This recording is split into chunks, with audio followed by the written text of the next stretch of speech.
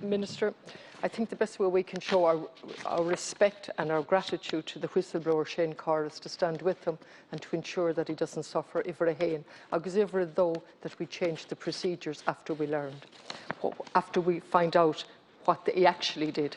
And I think what you're praising, a review, I don't accept it. I don't accept that whatsoever. It's not independent.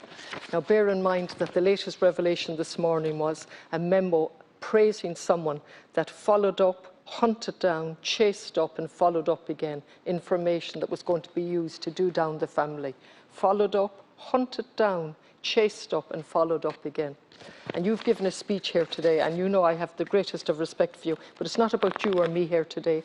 And you talk about your alarm and your outrage, and you go on to praise the whistleblower, but then you go on to tell us there was no malice intended. You couldn't possibly tell us know that, and you tell us that it may have been lawful, and there's a narrative that it was probably lawful from a lot of the speakers. In my experience, limited as it is, as a psychologist and a barrister, I don't think there's any legal basis for the manner in which the department has acted like a private investigator. Even with private investigators, there are rules and regulations, and the exchange of medical reports and information in any law case is determined by rules which are open and transparent. So none of this makes sense to me, and to say it may be legal is unnecessary at this point. What I would have liked today was senior cabinet ministers in here. The absence, and again you've been left in the lurch, absolutely in the lurch.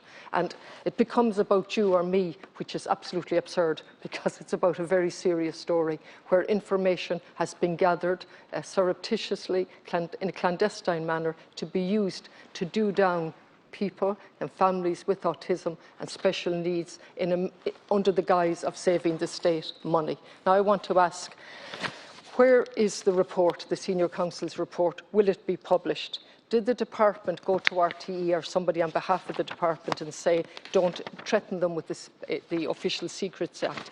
Did that happen? How many files are we talking about?